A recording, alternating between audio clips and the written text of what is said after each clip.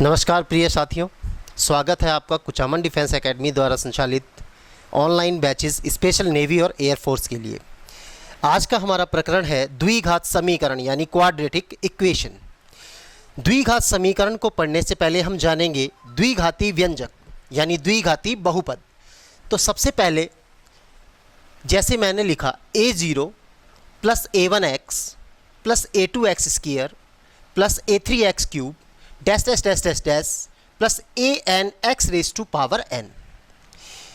यदि यहाँ पर आगे बराबर का चिन्ह, बड़े या छोटे का चिन्ह यानी लेस देन और ग्रेटर देन का चिन्ह नहीं लगा है, किसी भी चिन्ह का प्रयोग नहीं हुआ है, तो यह हमें एन घात का बहुपद कहलाता है। तो यह व्यंजक एन घात का बहुपद कहलाएगा। यदि हम इसी व्यंजक को बराबर जीरो के रख देते हैं, बराबर लगाकर हमने जीरो लिख दिया, तो यह एन घात की समीकरण कहलाएगी। अब यदि इसमें एन का उच्चतम मान यदि 2 कर दिया जाए, जैसे a0 plus a1x plus a2x square N is equals to 2, ये हाईएस्ट टर्म है यानी उच्चतम घात x की 2 हो और बराबर में अगर 0 लिख दिया जाए, तो a0 plus a1x plus a2x square यह तो बहुपद fx कहलाता है और यह द्विघात का बहुपद है। इस बहुपद fx को जैसे ही 0 के बराबर लिखते हैं, यह द्विघात की समीकरण कहलाती है। अब बात करते हैं हम द्विघात की समीकरण 2 प्रकार की होती है, एक मानक द्विघात समीकरण और एक व्यापक द्विघात समीकरण। मानक द्विघात समीकरण, मानक द्विघात समीकरण, standard quadratic equation, standard quadratic equation. इसमें हम देखते हैं मानक रूप सभी को ये आपको मालूम है कि ax square plus bx plus c बराबर 0, जहां a is not equal to 0। Main चीज हमें यही ध्यान रखनी है, a is not equal to 0। यदि a इज इक्वल टू 0 हो जाएगा तो द्विघात का पद ही समाप्त हो जाएगा, तब यह एक घात का ही व्यंजक बचेगा। तो इसलिए द्विघात की मानक समीकरण का रूप होता है ax square plus bx plus c बराबर 0, जहां a is not equal to 0।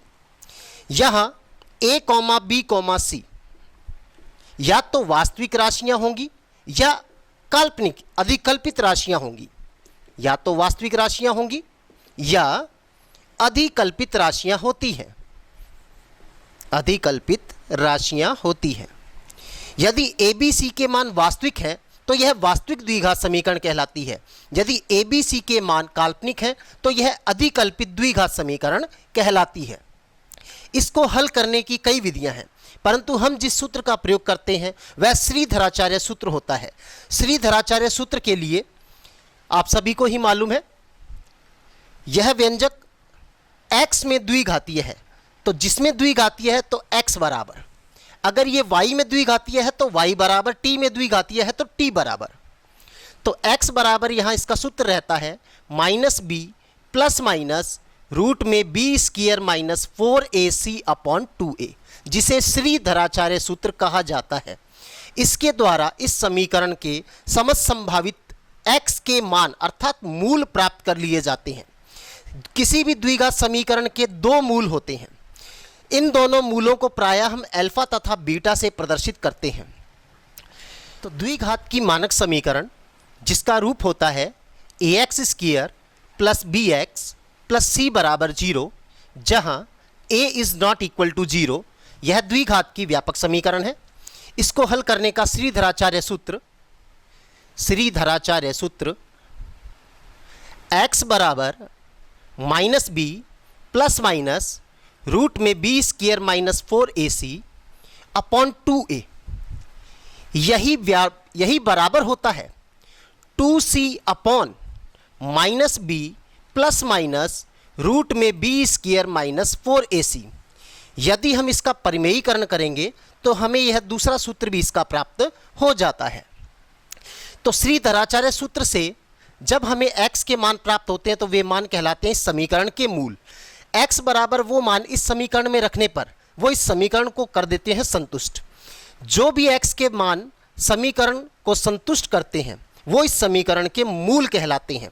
द्विघात समीकरण के दो मूल होते हैं जिन्हें हम अल्फा व बीटा से प्रदर्शित करते हैं।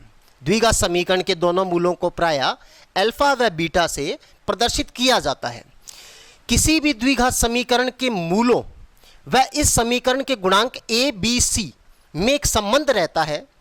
सबसे पहला संबंध मूलों का योगफल, मूलों का योगफल अल्फा प्लस बीटा। यदि मूल अल्फा व बीटा है तो उनका योगफल अल्फा प्लस बीटा बराबर होता है माइनस बी अपॉन ए। मतलब माइनस में x का गुणांक बटे में एक्स स्क्वायर का गुणांक, माइनस में x का गुणांक बटे में एक्स स्क्वायर का गुणांक तथा मूलों का गुणनफल, तथा मूलों का गुणनफल यानी अल्फा गुणा बीटा यानी अल्फा बीटा बराबर रहता है c अपॉन ए। मूलों का गुणनफल अल्फा बीटा बराबर रहता है c अपॉन ए के, जहां c तो है कांस्टेंट टर्म यानी अचर पद, c है अचर पद यानी कांस्टेंट टर्म, बटे में a है हमारा एक्स स्क्वायर का गुणांक, कोफिशिएंट ऑफ एक्स स्क्वायर। तो यह संबंध भी हमें याद रखना है, इस संबंध पर भी काफ़ी प्रश्न पूछे जाते हैं। द्विघात समीकरण के मूलों व द्विघात समीकरण के गुणांकों के मध्य में यह संबंध रहता है। इन्हीं को हम मूलों के योगफल को यहाँ सिग्मा 1 से भी लिखते हैं तथा मूलों के गुणनफल को सिग्मा 2 से भी लिखते हैं। अब हम बात करते हैं द्विघात की व्यापक समीकरण। द्विघात की व्यापक समीकरण का रूप रहता है ax square plus 2hxy plus by square plus 2gx plus 2fy plus c is equals to 0। यही कहलाती है द्विघात की व्यापक समीकरण। जब इसका ज्यामितीय निरूपण करते हैं तो इसके द्वारा 2D की समस्त आकृतियां, 2D की समस्त आकृतियां जैसे सरल रेखा युग्म, वृत्त, परवलय, अतिपरवलय व आयतीय या समकोणिक अतिपरवलय, आयतीय या समकोणिक अतिपरवलय तथा दीर्घवृत्त, इनका निर्माण होता है। अर्थात सरल रेखा युग्म की समीकरण सदैव द्विघात की व्यापक समीकरण से निरूपित होती है। वृत्त, परवलय, अतिपरवलय, आयतीय या समकोणिक अतिपरवलय और दीर्घवृत्त सभी 2D के सेक्शन हैं। इन सभी को शांकव परिच्छेद कहा जाता है, इन सभी आकृतियों को, और इन सभी की समीकरण द्विघात की व्यापक समीकरण द्वारा निरूपित होती है। यहाँ पर 2gx प्लस 2fy, यहाँ डेल्टा एक विविक्त कर के रूप में प्रयुक्त किया जाता है, जो एक सारणिक यानी डिटर्मिनेंट, जिसको इस प्रकार याद रख सकते हैं जिसे a, b, c, f, f, g, g, h, h। जब हम इसका प्रसार करते हैं तो यह डेल्टा का मान हमें abc plus 2fgh minus af square minus bg square minus ch square प्राप्त होता है। इस डेल्टा के मान के आधार पर इन सभी का वर्गीकरण होता है कि इनके द्वारा इनमें से कौन सी आकृति प्राप्त होगी। यदि डेल्टा बराबर 0 प्राप्त हो, डेल्टा बराबर 0 प्राप्त हो अर्थात इस सारणी को हल करने पर उसका संख्यात्मक मान 0 प्राप्त होता है, तो यह शांकव डीजेनरेट शांकव कहलाता है, डीजेनरेट शांकव कहलाता है। और डेल्टा बराबर 0 होने से केवल एक ही डीजेनरेट शांकव है और वह होता है सरल रेखा युग्म। यानी सरल रेखा युग्म बनाने के लिए डेल्टा बराबर 0 ही मान होना चाहिए। सेकंड पॉइंट, यदि delta is not equal to 0 प्राप्त हो तो यह शांकव नॉन डीजेनरेट शांकव कहलाता है। नॉन डीजेनरेट शांकव कहलाता है। और वृत्त, परवलय, अति परवलय, आयतीय अति परवलय और दीर्घवृत्त, ये सभी नॉन डीजेनरेट शांकव है, अर्थात इन सभी के लिए delta is not equal to 0। केवल सरल रेखा युग्म के लिए डेल्टा का मान 0 होता है। तो साथियों, अब बात करते हैं द्विघात की मानक समीकरण, क्योंकि हम जो अध्ययन करेंगे इस अध्याय में द्विघात की मानक समीकरण का अध्ययन होगा। तो द्विघात की मानक समीकरण का रूप आपने देखा ही था, ax square plus bx plus c बराबर 0। यही द्विघात की मानक समीकरण का रूप है, जहां a is not equal to 0 रहता है। श्रीधराचार्य सूत्र द्वारा हम इसको हल कर सकते हैं। पूर्ण वर्ग की विधि बनाकर भी इसको हल किया जाता है। गुणनखंड विधि द्वारा भी हल करते हैं। यानी द्विघात की मानक समीकरण को हल करने की विधियां, मानक समीकरण को हल करने की विधियां, पहली गुणनखंड विधि, पहली है गुणनखंड विधि। दूसरी होती है पूर्ण वर्ग बनाकर हल करना, पूर्ण वर्ग बनाकर हल करना। और तीसरी है श्रीधराचार्य सूत्र, श्रीधराचार्य सूत्र। द्विघात की मानक समीकरण को हल करते समय हम निम्न 3 विधियों का प्रयोग करते हैं। 3 में से कोई भी विधि लगा लीजिए, परंतु हम किसका प्रयोग करते हैं? ज़्यादातर श्रीधराचार्य सूत्र का, जो आपको मालूम ही है कि x बराबर minus b plus minus root में b square minus 4ac upon 2a, जहाँ a होता है एक्स स्क्वायर का गुणांक, b होता है x का गुणांक और c होता है अचर पद। अब द्विघात की जो हम मानक समीकरण को हल करके जो x के मान प्राप्त करते हैं, इनमें से जो मान इस समीकरण को संतुष्ट करेंगे वही इसके मूल कहलाएंगे। x के वे मान जो इस सूत्र से प्राप्त हुए परंतु इसको संतुष्ट नहीं करते हैं, वो इसके मूल नहीं कहलाते। तो किसी भी द्विघात समीकरण के अधिकतम मूल 2, उससे कम 1 और अंतिम मूल 0 भी प्राप्त हो सकता है। मतलब किसी भी द्विघात की मानक समीकरण या द्विघात समीकरण ax square plus bx plus c बराबर 0 के मूल अधिकतम 2 हो सकते हैं, अधिकतम 2 हो सकते हैं। यदि 2 से अधिक मूल इस समीकरण को संतुष्ट करें तो यह समीकरण समीकरण ना कहलाकर सर्वसमीका कहलाती है। यानी जैसे हम लिखें साइन स्क्वायर थीटा बराबर 1, साइन स्क्वायर थीटा बराबर 1 है, तो यहां पर हम जानते हैं कि साइन स्क्वायर थीटा में साइन 0 पर 0, साइन पाई बाई 2 पर 1, साइन पाई पर 0, साइन 3 पाई बाई 2 पर -1। 0 के सामने -0, 1 के सामने -1, ये 0 डिग्री, इधर पाई बाई 2, इधर अपने पास में पाई और इधर हमारे पास में 3 पाई बाई 2, यहाँ वापस 2 पाई, ये 5 पाई बाई 2, ये 6 पाई बाई 2 मतलब 3 पाई, फिर 7 पाई बाई 2, 8 पाई बाई 2 मतलब 4 पाई।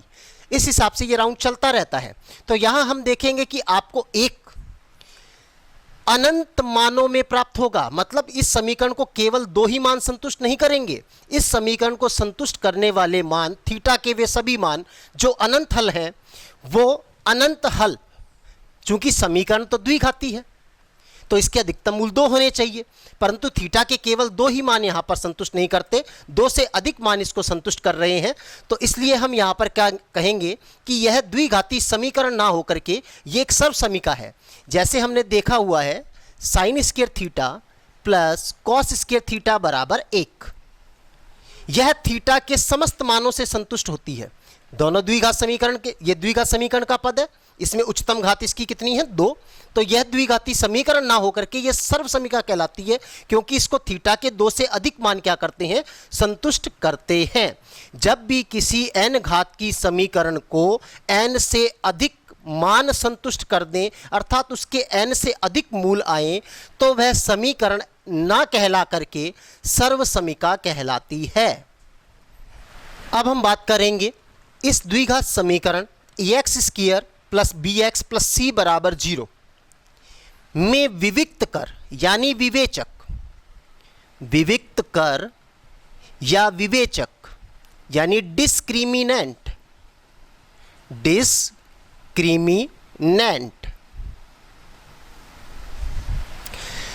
को हम d से प्रदर्शित करते हैं और d बराबर b स्क्वायर माइनस 4ac।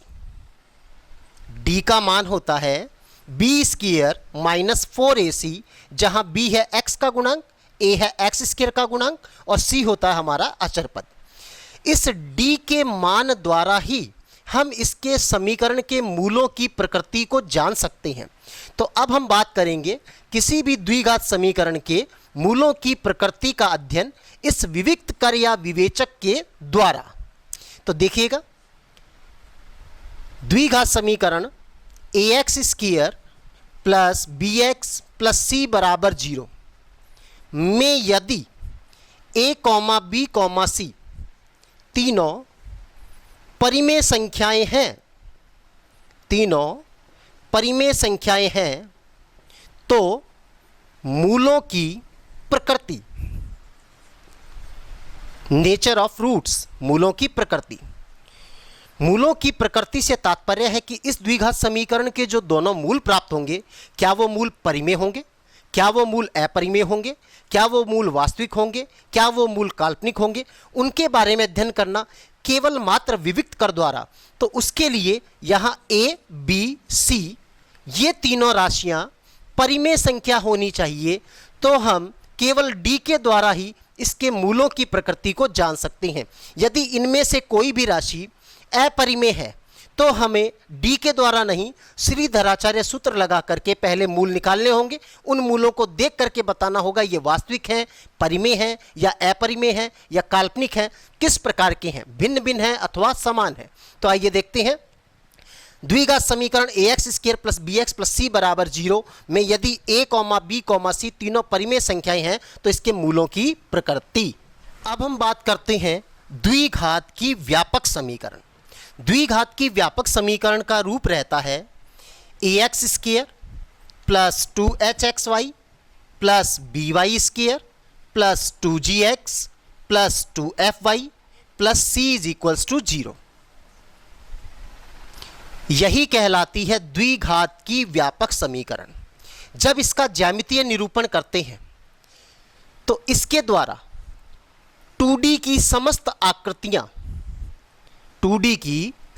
आकृतियां जैसे सरल रेखा युग्म, वृत्त, परवलय, अतिपरवलय, वह आयतीय या समकोणिक अतिपरवलय, आयतीय या समकोणिक अतिपरवलय तथा दीर्घवृत्त,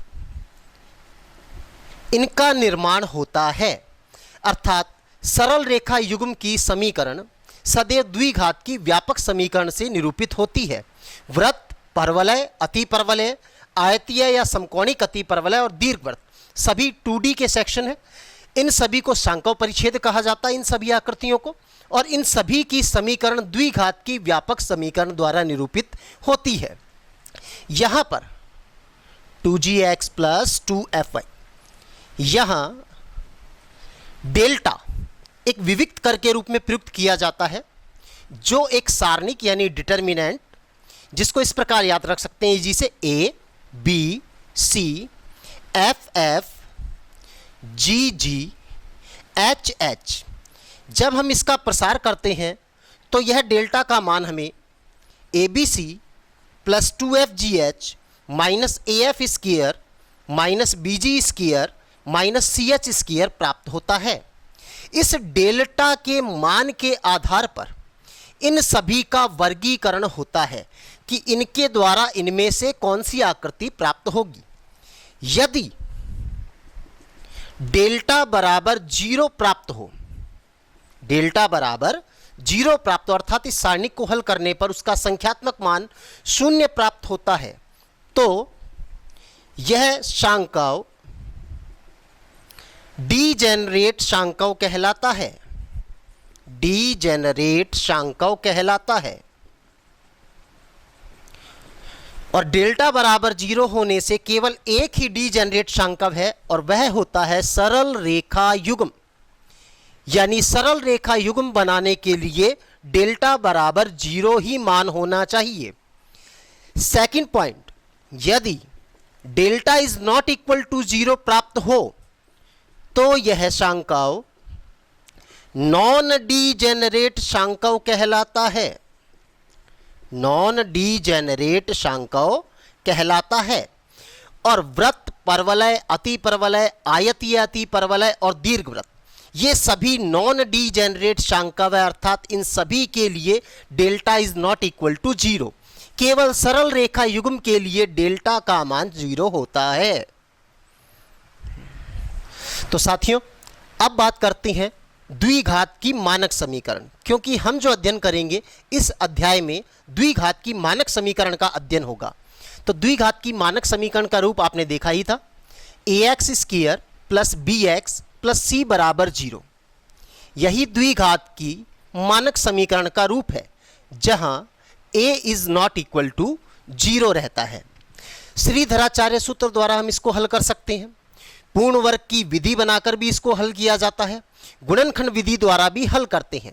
यानी द्विघात की मानक समीकरण को हल करने की विधियां, मानक समीकरण को हल करने की विधियां, पहली गुणनखंड विधि, पहली है गुणनखंड विधि। दूसरी होती है पूर्ण वर्ग बनाकर हल करना, पूर्ण वर्ग बनाकर हल करना। और तीसरी है श्रीधराचार्य सूत्र, श्रीधराचार्य सूत्र। द्विघात की मानक समीकरण को हल करते समय हम निम्न 3 विधियों का प्रयोग करते हैं। 3 में से कोई भी विधि लगा लीजिए, परंतु हम किसका प्रयोग करते हैं? ज़्यादातर श्रीधराचार्य सूत्र का, जो आपको मालूम ही है कि x बराबर minus b plus minus root में b square minus 4ac upon 2a, जहाँ a होता है एक्स स्क्वायर का गुणांक, b होता है x का गुणांक और c होता है अचर पद। अब द्विघात की जो हम मानक समीकरण को हल करके जो x के मान प्राप्त करते हैं, इनमें से जो मान इस समीकरण को संतुष्ट करेंगे वही इसके मूल कहलाएंगे। x के वे मान जो इस सूत्र से प्राप्त हुए परंतु इसको संतुष्ट नहीं करते हैं, वो इसके मूल नहीं कहलाते। तो किसी भी द्विघात समीकरण के अधिकतम मूल 2, उससे कम 1 और अंतिम मूल 0 भी प्राप्त हो सकता है। मतलब किसी भी द्विघात की मानक समीकरण या द्विघात समीकरण ax square plus bx plus c बराबर 0 के मूल अधिकतम 2 हो सकते हैं, अधिकतम 2 हो सकते हैं। यदि 2 से अधिक मूल इस समीकरण को संतुष्ट करें तो यह समीकरण समीकरण ना कहलाकर सर्वसमीका कहलाती है। यानी जैसे हम लिखें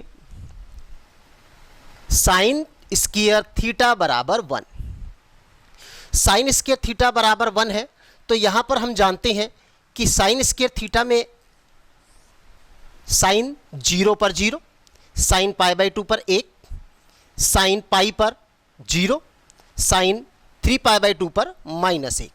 0 के सामने -0, 1 के सामने -1, ये 0 डिग्री, इधर पाई बाई 2, इधर अपने पास में पाई और इधर हमारे पास में 3 पाई बाई 2, यहाँ वापस 2 पाई, ये 5 पाई बाई 2, ये 6 पाई बाई 2 मतलब 3 पाई, फिर 7 पाई बाई 2, 8 पाई बाई 2 मतलब 4 पाई। इस हिसाब से ये राउंड चलता रहता है। तो यहाँ हम देखेंगे कि आपको एक अनंत मानों में प्राप्त होगा। मतलब इस समीकरण को केवल 2 ही मान संतुष्ट नहीं करेंगे, इस समीकरण को संतुष्ट करने वाले मान थीटा के वे सभी मान जो अनंत हल हैं, वो अनंत हल चूंकि समीकरण तो द्विघाती है तो इसके अधिकतम मूल 2 होने चाहिए, परंतु थीटा के केवल 2 ही मान यहाँ पर संतुष्ट नहीं करते, 2 से अधिक मान इसको संतुष्ट कर रहे हैं। तो इसलिए हम यहाँ पर क्या कहेंगे कि यह द्विघाती समीकरण ना होकर के ये एक सर्व समीका है।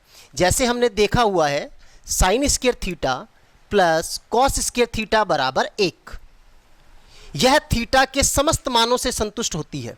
दोनों द्विघात समीकरण के, ये द्विघात समीकरण का पद है, इसमें उच्चतम घात इसकी कितनी है 2, तो यह द्विघाती समीकरण ना होकर के यह सर्व समीका कहलाती है, क्योंकि इसको थीटा के 2 से अधिक मान क्या करते हैं, संतुष्ट करते हैं।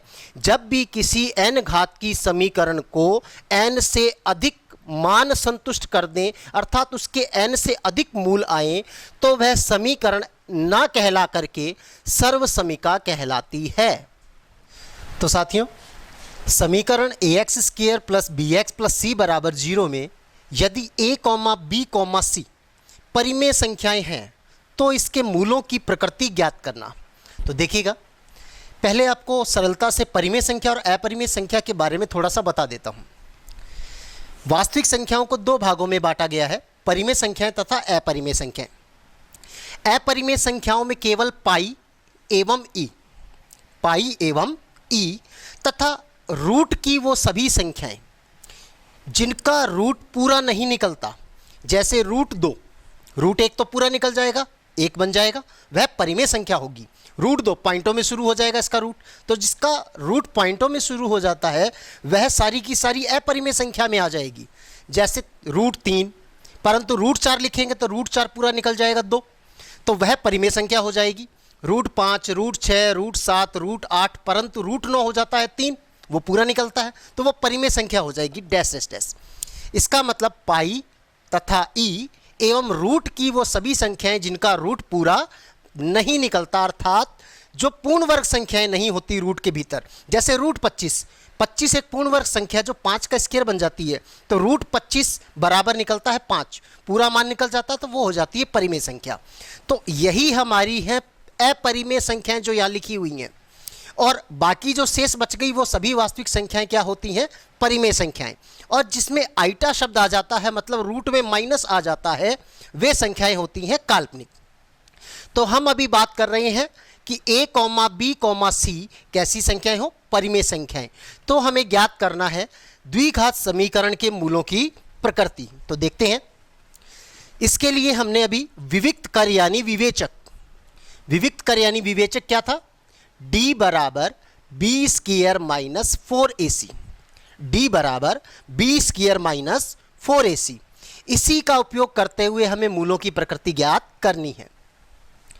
फर्स्ट पॉइंट, यदि d इज ग्रेटर देन 0, अर्थात b स्क्वायर माइनस 4ac का मान 0 से बड़ा है, b स्क्वायर माइनस 4ac का मान 0 से बड़ा है, तो द्विघात समीकरण के दोनों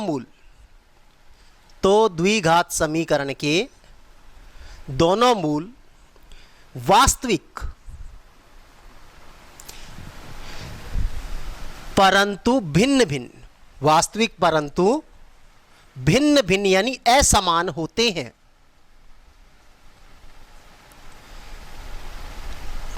वास्तविक परंतु भिन्न भिन्न अर्थात असमान होते हैं। अब इसी में अगर हम एक उप पॉइंट लेते हैं, इसी में बनाते हैं हम पार्ट ए। यदि d का मान एक पूर्ण वर्ग संख्या है, यदि d हमारी एक पूर्ण वर्ग संख्या है, तो दोनों मूल परिमेय भी होंगे।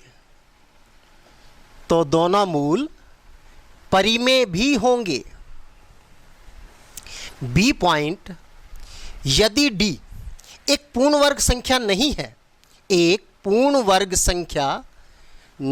है, तो दोनों मूल अपरिमेय होंगे। तो दोनों मूल कैसे होंगे, अपरिमेय होंगे। और अपरिमेय मूल संयुग्मी मूल होते हैं। जैसे 2 प्लस रूट 3, यदि ये किसी द्विघात समीकरण का एक मूल है, तो √3 एक अपरिमेय संख्या, अर्थात ये वाला जो मूल है, अगर मैं इसको अल्फा कहूं तो यह इस द्विघात समीकरण का एक अपरिमेय मूल है। तो दूसरा मूल बीटा इसका संयुग्मी होगा, अर्थात 2 माइनस √3 होगा, यह निश्चित है। यदि अल्फा बराबर लिखा है 1 प्लस √5 आ जाता है, तो निश्चित रूप से अगला मूल 1 माइनस √5 हो जाएगा। अब हम आगे देखते हैं, इसको एक एग्जाम्पल के जरिए समझ लेते हैं। जैसे हमने समीकरण लिखा x² + 2x + 4 = 0। इस द्विघात समीकरण के मूलों की प्रकृति ज्ञात करो। तो हम यहाँ देखते हैं, सबसे पहले d का मान निकालेंगे। d बराबर b² - 4ac। b की वैल्यू 2, 2 का स्क्वायर 4, -4 इंटू a की वैल्यू 1 इंटू c की वैल्यू 4। तो 4 - 4 4 = 16। तो d का मान हमारा आता है -12, जो कि 0 से बड़ा नहीं है। अगर ये मूल 0, d का मान 0 से बड़ा नहीं है, ये लेस देन 0 है, तो दोनों मूल होंगे काल्पनिक। तो दोनों मूल काल्पनिक होंगे।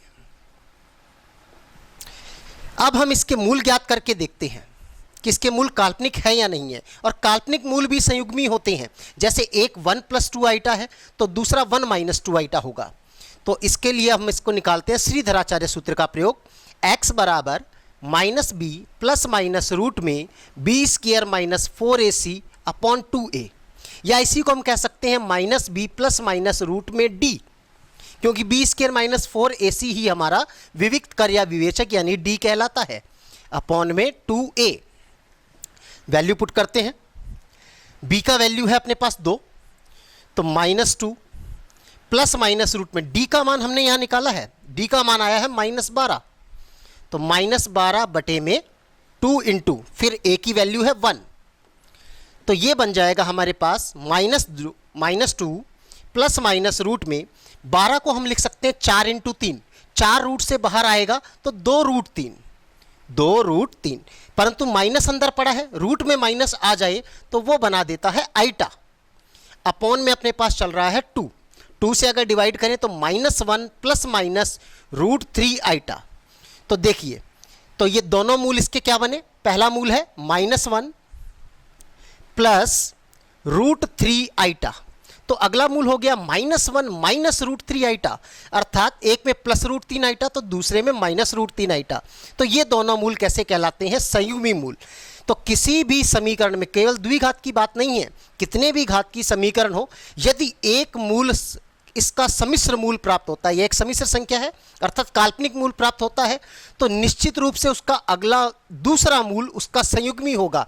अगर किसी भी द्विघात समीकरण का एक मूल 2 आइटा आता है तो निश्चित रूप से उसका एक अन्य मूल -2 आइटा भी होगा, अर्थात सम्मिश्र मूल सदैव या काल्पनिक मूल सदैव संयुग्मी होते हैं।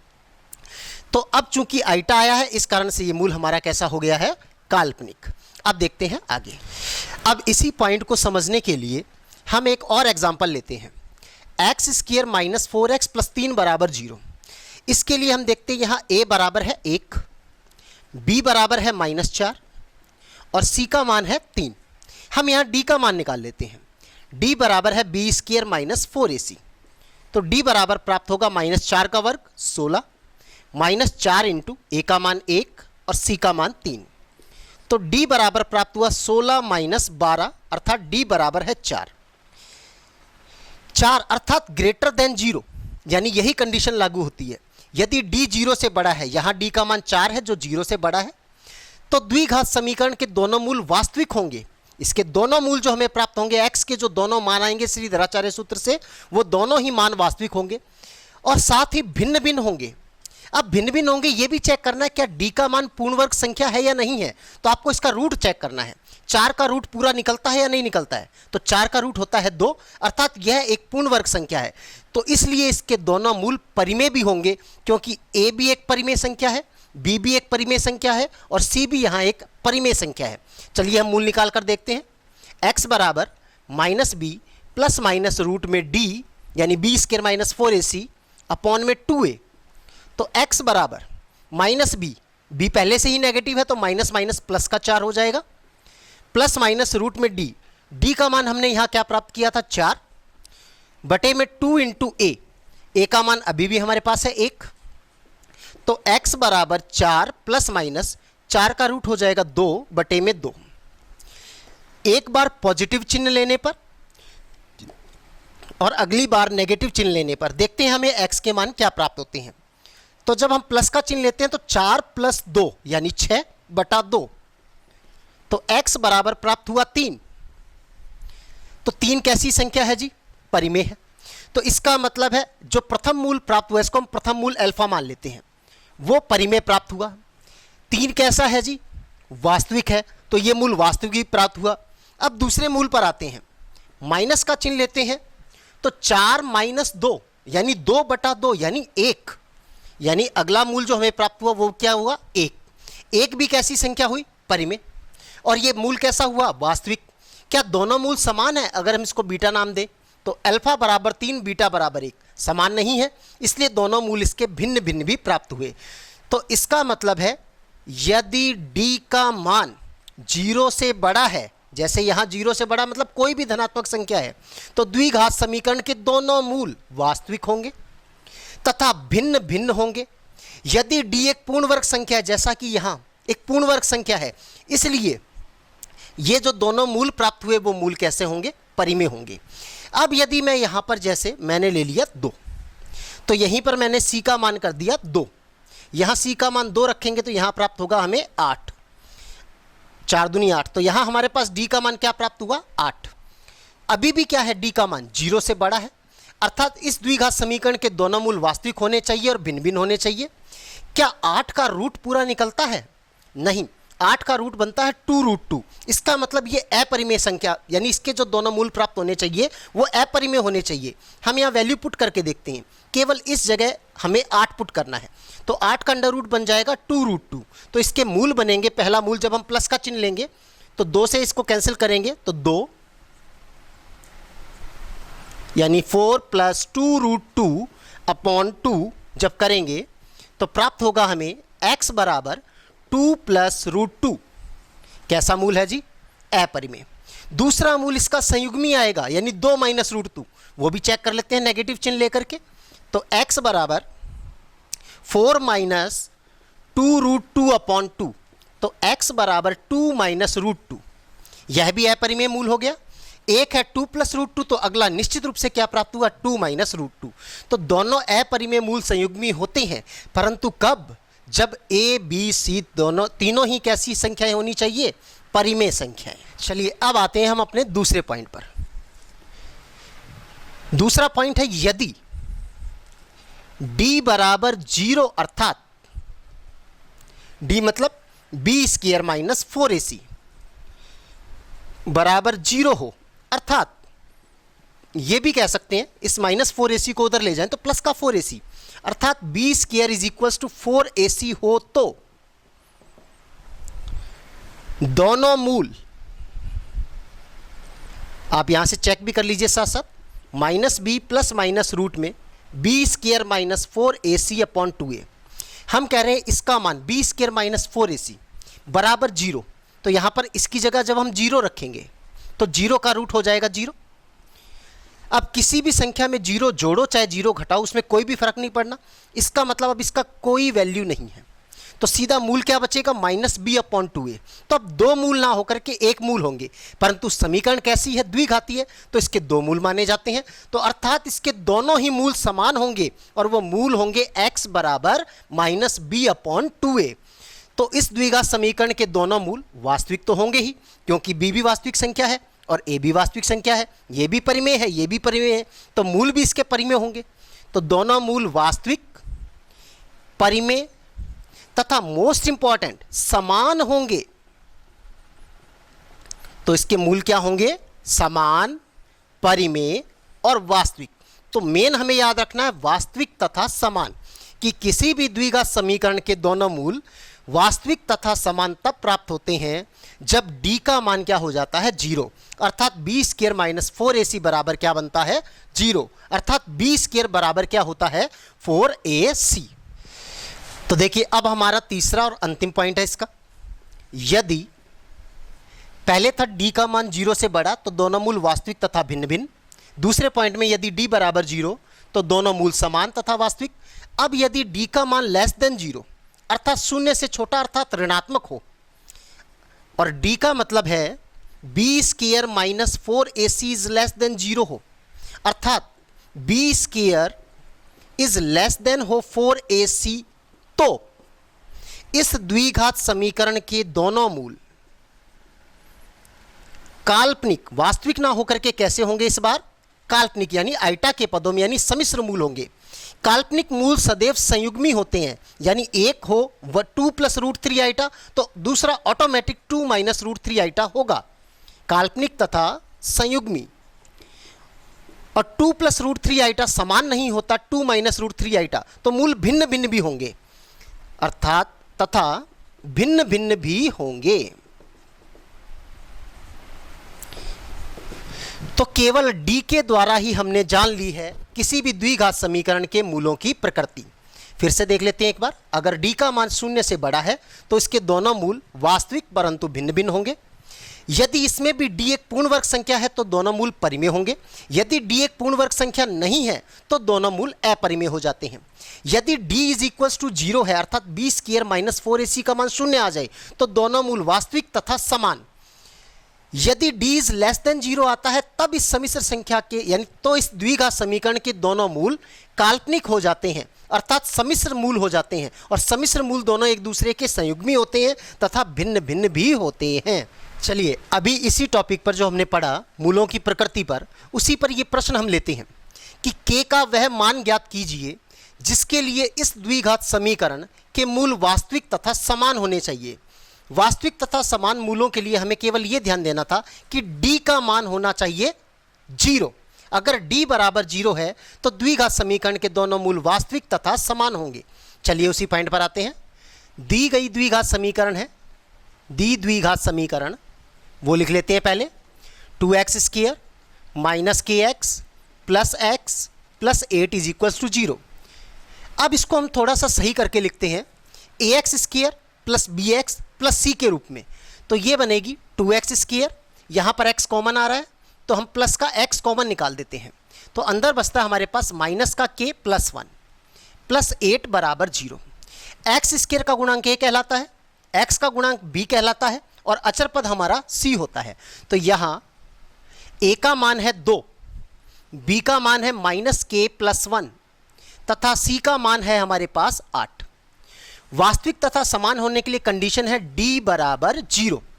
d बराबर 0 कंडीशन अर्थात b स्क्वायर माइनस 4ac बराबर 0 हो, अर्थात b स्क्वायर बराबर होना चाहिए 4ac।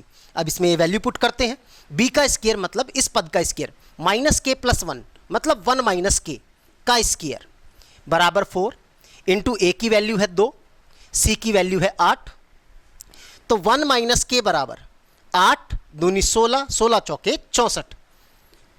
1 माइनस k का वर्ग बराबर है 64, तो इसका वर्गमूल ले लेते हैं तो बराबर आ जाएगा प्लस माइनस 8। तो यहां से हम लेंगे पहले प्लस का चिन्ह, 1 माइनस k बराबर प्लस का 8 लेने पर, यहां पर पॉजिटिव चिन्ह लेने पर, अगली बार नेगेटिव चिन्ह लेने पर। तो हम देखते हैं यहां पर 1 minus 8 is equals to k, पक्षांतरण करने पर k बराबर हमें प्राप्त हुआ माइनस 7।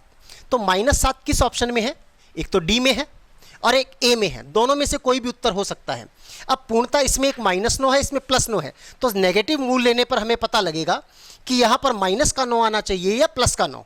तो अब माइनस चिन्ह लेते हैं, तो 1 माइनस के इज इक्वल्स टू माइनस 8, तो माइनस के को उधर ले जाएंगे तो प्लस के, माइनस 8 को इधर लाएंगे तो प्लस 8, तो k इज इक्वल्स टू हो गया 8 प्लस 1 यानी 9। 9 केवल है डी ऑप्शन में, इसलिए इसका डी ऑप्शन करेक्ट है और ए ऑप्शन इसका रॉन्ग हो जाता है। तो इस प्रकार हम जो अभी हमने पढ़ा था कि d इज ग्रेटर देन 0 पर दोनों मूल वास्तविक तथा भिन्न भिन्न, d इज इक्वल्स टू 0 पर दोनों मूल वास्तविक तथा समान, d इज लेस देन 0 पर मूल दोनों मूल काल्पनिक, संयुग्मी तथा असमान होते हैं। तो दोस्तों अब चलते हैं हम अपने अगले प्रश्न पर।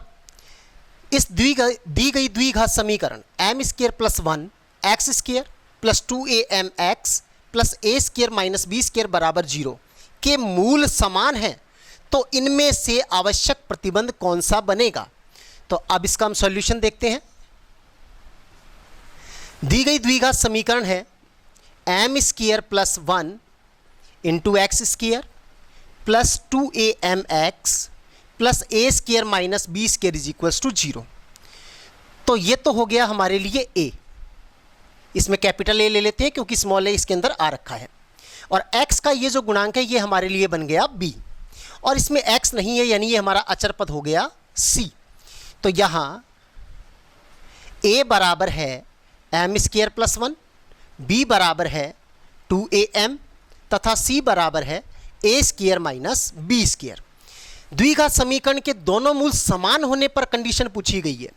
तो दोनों मूल समान होंगे यदि, दोनों मूल समान होंगे यदि d बराबर हो 0, d अर्थात बी स्क्वायर माइनस 4ac बराबर हो 0, अर्थात बी स्क्वायर बराबर होना चाहिए 4ac के। चलिए इसमें वैल्यू पुट करते हैं। b की जगह है 2am का स्क्वायर करना है, बराबर में 4 इंटू a का मान है एम स्क्वायर प्लस 1 और c का मान है हमारे लिए ए स्क्वायर माइनस बी स्क्वायर। अब इसका वर्क खोलते हैं तो ये बनता है 4a square m square.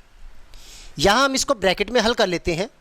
M square का ए स्क्वायर से मल्टीप्लाई करें तो ए स्क्वायर एम स्क्वायर का माइनस बी स्क्वायर से करें तो minus b square m square, 1 का ए स्क्वायर से करें तो प्लस का ए स्क्वायर, फिर plus minus minus b square बन जा बी स्क्वायर, 4 से 4 कैंसिल आउट। तो अब हमारे पास बचता है a square m square is equals to a square m square minus b square m square plus a square minus b square. A square m square से ए स्क्वायर एम स्क्वायर हो गया cancel. Minus वाली term उठा करके हम इधर ले आते हैं, उसको प्लस का बना लेते हैं। तो ये बनता है हमारे पास प्लस का b square m square plus में बी स्क्वायर, और ए स्क्वायर को इधर लाएंगे तो माइनस का ए स्क्वायर बराबर 0। बी स्क्वायर यहाँ पर कॉमन आ सकता है, उसको हम कॉमन निकाल लेते हैं। तो बी स्क्वायर कॉमन निकालने के पश्चात यहाँ बचता है एम स्क्वायर, यहाँ इसको डिवाइड करेंगे तो 1 minus a square is equals to 0। यह हो जाता है आवश्यक प्रतिबंध। या अब यह कौन से ऑप्शन के अंदर है यह हमें देखना है पड़ेगा। माइनस का ए स्क्वायर बी स्क्वायर के साथ में ऐसा नहीं है देखिए, परंतु फिर भी सी ऑप्शन में अगर यहाँ से हम माइनस को कॉमन निकाल देते हैं तो ये बन जाएगा प्लस का ए स्क्वायर, और ये वाला पद हो जाएगा माइनस का b square m square plus 1 is equals to 0, और माइनस को उधर ले जाएंगे तो माइनस 0 भी क्या रहता है 0। तो ये बन गया a square minus b square m square plus 1 is equals to 0, जो है हमारा सी ऑप्शन। चलिए अब चलते हैं हम अपने अगले पॉइंट पर। अब हम लेते हैं द्विघात समीकरण के साथ साथ हम अध्ययन करेंगे त्रिघातीय समीकरण और चतुर्घातीय समीकरण के मूलों और उसके गुणांकों के मध्य संबंध। तो द्विघात समीकरण ax square plus bx plus c बराबर 0 के मूल यदि अल्फा व बीटा हो तो, यहां पर देखिए द्विघात समीकरण है, इसकी उच्चतम घात कितनी है 2। तो यहां हमें 2 पॉइंट बनाने पड़ेंगे। पहले पॉइंट को सिग्मा 1 और दूसरे पॉइंट को हम सिग्मा 2 नाम देंगे। सिग्मा 1 का मतलब होगा मूलों का योगफल, यानी एक एक मूल लेना है और उसका योग करना है। सिग्मा 2 का मतलब होगा 2 मूलों का गुणा करने के पश्चात उसका योग करना है। तो इसके दोनों मूल है अल्फा व बीटा, तो यहाँ एक एक मूल लेते हुए अल्फा और बीटा इनके मध्य प्लस का चिन्ह लगाना है। सिग्मा 2 का मतलब पहले दोनों का गुणा करना है, तो गुणा करेंगे तो अल्फा बीटा बन जाएगा, बराबर इसकी वैल्यू रहती है प्रथम जो पद का गुणांक होता है सबसे उच्चतम घात का जो हमारे पास गुणांक है a, ये तो दोनों में ही हमें बटे में लगा देना है। अब इसके तुरंत बाद में जो घात पड़ती है, घात 2 के बाद घात पड़ेगी 1। एक घात का गुणांक पहले इसमें लिखना है b और यहाँ लिखना होता है c। पहला पद माइनस का, फिर ये वाला पद प्लस का, क्योंकि यहाँ पर सिग्मा 1 है तो यहाँ होता है -1 की घात 1। ये सिग्मा 2 है तो ये होता है -1 की घात 2। -1 इंटू -1 हो जाता है प्लस का 1, इसलिए ये तो हो जाएगा प्लस का, और -1 की घात अगर हम 1 लेंगे तो -1 ही देगा, अर्थात माइनस का हो जाएगा। अब इसी प्रकार हम आते हैं हम अपने नेक्स्ट पॉइंट पर। त्रिघातीय समीकरण अगर हम लेते हैं, त्रिघात समीकरण ax³ प्लस bx² प्लस सी एक्स प्लस डी बराबर 0। यहाँ x की उच्चतम घात 3 है तो यह त्रिघातीय समीकरण है, तो इसके मूल भी होंगे 3। माना इसके तीनों मूल हैं अल्फा, बीटा और गामा के मूल यदि alpha comma beta comma gamma हो तो अब इसके मूलों और इन गुणांकों a b c d के मध्य में क्या संबंध बनेगा। तो अब इसकी घात 3 है तो यहाँ 3 पद निकलेंगे, सिग्मा 1, सिग्मा 2 और सिग्मा 3। सबसे पहले हम लेंगे सिग्मा 1, फिर हम ज्ञात करेंगे सिग्मा 2, फिर हम ज्ञात करेंगे सिग्मा 3। सिग्मा 1 का मतलब है एक एक मूल लेना है, पहला मूल उठाइए अल्फा, फिर उसका प्लस कीजिए अगले मूल से बीटा, फिर उसका प्लस कीजिए अगले मूल से गामा। तो alpha plus beta plus gamma.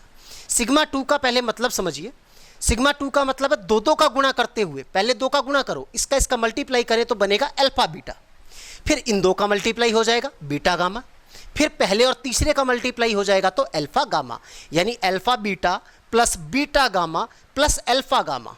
ये बन जाएगा अपने पास alpha beta plus beta gamma plus alpha gamma. फिर सिग्मा 3 की बात है तो तीनों मूलों का गुणनफल यानी alpha into beta into gamma. तरीका वही है, सबसे उच्चतम घात का गुणांक a है तो वो सब में हमें कहाँ लगाना है, बटे में लगा दीजिएगा। अब इसके तुरंत बाद पड़ रहा है b, तो सबसे पहले लिखेंगे सिग्मा 1 में b, इससे छोटी घात x, इसका गुणांक हो जाएगा c, फिर लास्ट में x की घात 0 मतलब अचर पद, तो वहाँ आ जाएगा d। पहला पद माइनस का, फिर प्लस का, फिर माइनस का, यह संबंध रहता है। दोबारा से देखिएगा ये हम कैसे बनाते हैं। सबसे बड़ी घात का जो गुणांक है a, ये तो सब में बटे में लगाना ही है, ये तो हमने सब में बटे में लगा दिया। फिर घातों को चेक कर लीजिएगा कि x की घात 3 के बाद होनी चाहिए x की घात 2, उसके बाद x की घात 1 और लास्ट में अचर पद मतलब x नहीं होना चाहिए। तब आप क्रम से a के तुरंत बाद क्या पढ़ रहा है b, उसको सिग्मा 1 में लिखिए, उसके तुरंत बाद पढ़ रहा है c, वो सिग्मा 2 में लिखा जाएगा, उसके तुरंत बाद पढ़ रहा है d, वो अपन सिग्मा 3 में लिखेंगे। पहला पद माइनस का, फिर प्लस का, फिर माइनस का, यह होता है इसके मूलों और इसके गुणांकों के मध्य में संबंध। और अब हम प्रयास करेंगे एक चतुर्घातीय समीकरण के लिए। चतुर्घातीय तो उसके मूल होंगे 4, अल्फा बीटा गामा व डेल मान लेंगे। उन चारों के लिए सिग्मा 1, सिग्मा 2, सिग्मा 3 और सिग्मा 4 ज्ञात करते हैं। तो चलिए अब आते हैं हम एक चतुर्घातीय समीकरण ax की power 4 plus bx cube plus cx square plus dx plus e बराबर 0। चतुर्घातीय समीकरण के 4 मूल होंगे, माना इसके चारों मूल alpha comma beta comma gamma comma del है। अब ये 4 मूल और इसके जो गुणांक है a b c d e, इनके मध्य में क्या संबंध बनेगा। तो यह चतुर्घातीय समीकरण, तो हमें यहाँ 4 पद बनाने होंगे, सिग्मा 1, सिग्मा 2, सिग्मा 3 और सिग्मा 4।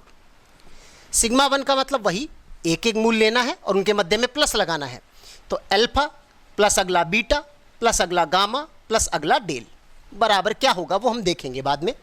सिग्मा 2, अब दो का गुणा करते हुए पहले हम अल्फा को पकड़ते हैं और इसका सबसे गुणा करते हैं, तो अल्फा बीटा, फिर अल्फा गामा, फिर अल्फा डेल।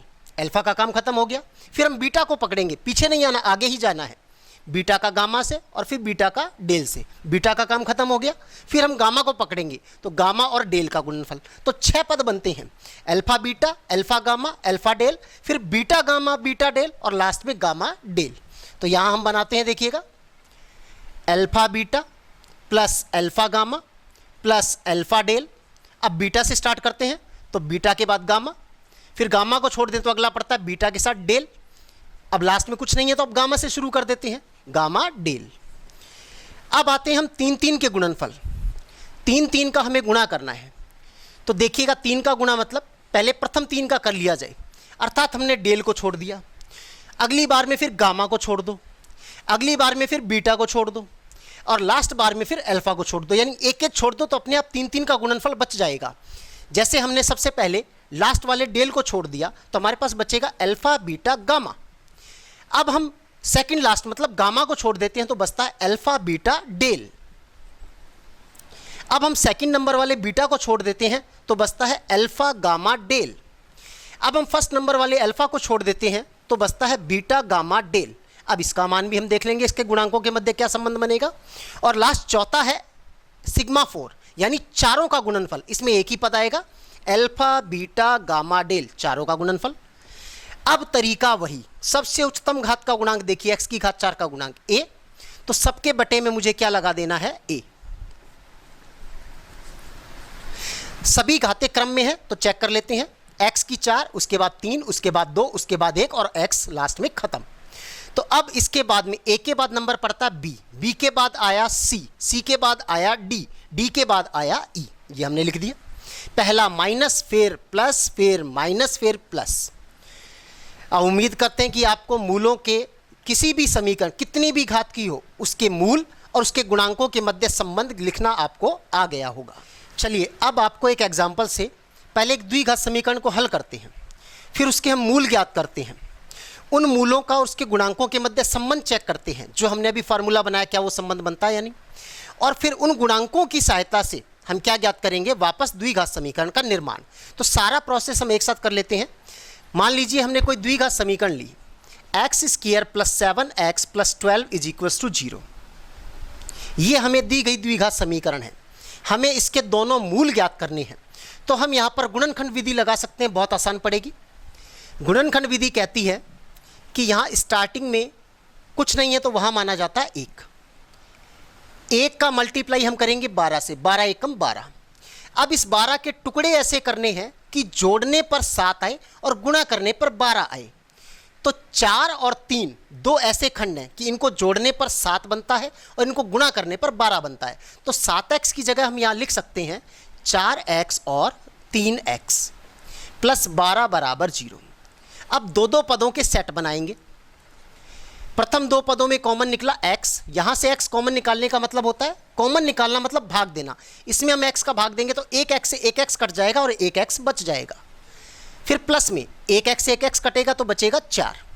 यहाँ इन दोनों में कॉमन निकाला 3, यानी 3 का भाग देंगे तो 3 से 3 कैंसिल, बचेगा x। यहाँ 3 का भाग देंगे तो पहले प्लस प्लस प्लस, 3 चौका 12। ये दोनों खंड फिर समान है, इन दोनों में से ये कॉमन निकाल लिया जाए। कॉमन निकालने का मतलब फिर इसका भाग देना, इसका भाग जब इसमें दिया तो ये कैंसिल हो गया, बचा x। फिर इसका भाग इसमें देंगे तो ये कैंसिल हो गया, बचा प्लस 3। तो यहाँ बचेगा x प्लस 3 बराबर 0। अब या तो x प्लस 4 बराबर 0 होगा या x प्लस 3 बराबर 0 होगा, क्योंकि यहाँ पर ये दो खंड हैं। प्रथम खंड मान लो a, ये एक संख्या है, द्वितीय खंड ये दूसरी संख्या है, मध्य में कोई चिन्ह नहीं है तो गुणा है।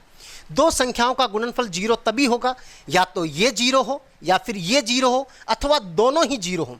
तो हम यहाँ पर लिखते हैं या तो पहला पार्ट मतलब पहली संख्या 0 होगी या फिर यहाँ पर दूसरी संख्या 0 होगी।